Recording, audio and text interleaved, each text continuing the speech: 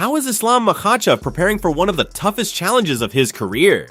New details from his training camp are giving fans a closer look at what's happening behind the scenes. Because stats, it's variable depending on who you're fighting. Like you take Charles Oliveira's stats, and then you say his fight with Islam Makhachev, and you say, okay, well, where's the stats? Like it's really dependent upon skill sets, who's your level of competition, who you're competing with. Yeah. You know what I mean? That was a quick submission, though. Bro. The stats are 1 submission attempt, 1 submission. Bro, he's got a crushing squeeze. Well, It's different, bro. To that. It's different. Yeah, he strangled me. And the way he did it, I think he, Moicano filled in last minute to fight Islam and got caught with the same choke. Mm-hmm. It's kind of like a Darce choke, but he locks it on his forearm. Yeah. He doesn't go to the bicep. I know. And the squeeze is different. He's pulling to his chest. It's not like a angle squeeze. It's different. So the defense is different. When I got my legs out and tried to walk around, he hooked my leg, but like the squeeze is completely different. Completely different. You know, you belly down and kind of get some space to breathe. You can't the way he does it. Craig Jones broke it down. It's like a front choke, almost like a squeeze to your chest. It's not an angle that you use for a normal Darce choke. I know. I was shocked the first time I saw him do it. I was like, maybe he just like couldn't cinch up the bicep. Then I saw him do it a second time. I was like, no, this guy's trying to do it that way. He grabs right here, right? Yeah. And Craig Jones pulls did to an his awesome chest. breakdown of it on YouTube where it explains why it's effective and what's so good about it. And when he gets the grip locked in, like it's complete, immediate blood shutdown. You never felt it before because his strength is another level, and that's why I feel like a lot of these guys break once they feel it. I would be really interested to see. I mean, the best guy off his back, arguably in the lightweight division, is Oliveira. And Oliveira really couldn't do anything with Islam.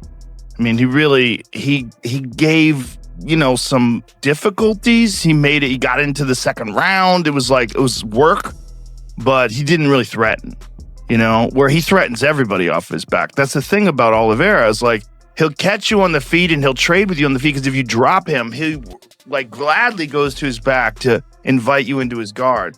Yeah. But with Islam, he couldn't do a damn thing. Yeah, a lot of those guys before Islam were afraid to go to the ground with him. Like Gaethje dropped him a couple of times, Chandler dropped him, and then they stood up because you had that fear. With Islam, it was like, I don't care, he's gonna feel what it is on the ground. Like they always say, Sambo is better than jiu-jitsu, and he just has that mentality. Like, I want to beat you at your own game. And the way he tapped him out from half guard with that arm triangle, I'm like, nobody's ever treated Oliveira like that. Well, that squeeze must be another level. Yeah, I would roll with him, and that first week, he's catching me with an anaconda choke every time I'm going with him. And it's just squeezing. I'm like tapping. And then Islam's nice. So he'll tell you you need to do it. You need to do it this way. And he'll show me the technique with it. When Habib's on top of you, he's breaking me at every single point. And I'm asking him no, brother, you just got to keep going. And I was like, all right, cool. So the next time he does it, he's just on top of me again. He's mounting me. Then I'm turning, giving him my back. And then he's just laughing as he's talking to the guys outside of the cage as he's on top of me. And I'm feeling disrespected, but it's this is the Habib. But at least Islam, he'll be brother, do this way, do this. This is the way you get out of it. He's giving you some tips. Yeah, so by the third week, he wasn't catching me with it anymore, but his squeeze is just a different type of squeeze. They have a very, very disciplined camp, right? You have to have your hair cut a certain way. You can't be fucking around showing up with blue mohawks or nothing crazy. It's very disciplined, right? Yeah, I think that's one of the reasons why they're all successful, I feel like. With Islam Makhachev preparing for his upcoming matchup against Ian Machado Garry, reports suggest his training camp has reached another level of intensity. As expected for a high-profile contest, every aspect of his preparation appears to be receiving extra attention. From demanding wrestling sessions to focused striking drills and overall conditioning, Makhachev's camp seems committed to leaving no part of his preparation overlooked.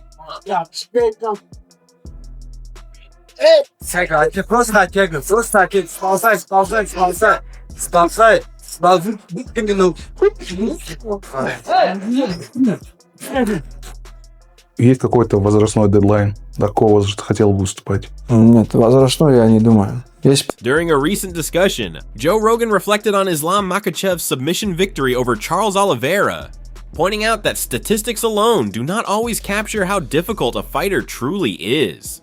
Dustin Poirier agreed, highlighting how quickly Makhachev secured the finish and praising the effectiveness of his grappling. According to the discussion, once Islam establishes control, escaping his grip becomes an extremely difficult challenge for any opponent. Strangled me. And the way he did it, I think he Moicano filled in last minute to fight Islam and got caught with the same choke. It's kind of like a Darce choke, but he locks it on his forearm. Yeah. He doesn't go to the bicep. I know. And the squeeze is different. He's pulling to his chest. It's not like a angle squeeze. It's different. So the defense is different. When I got my legs out and tried to walk around, he hooked my leg, but like the squeeze is completely different. Completely different.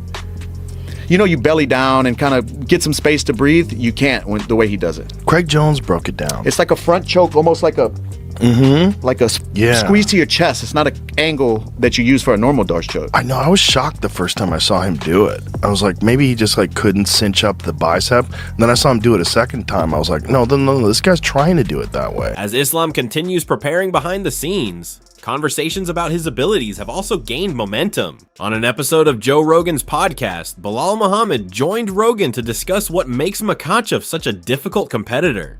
Beyond his wrestling background and Dagestani roots, they explored the qualities that separate him from many of the division's top fighters. For the longest time, people thought, oh, he falls apart. And then all of a sudden, everybody had to go, you know what? He's the fucking man.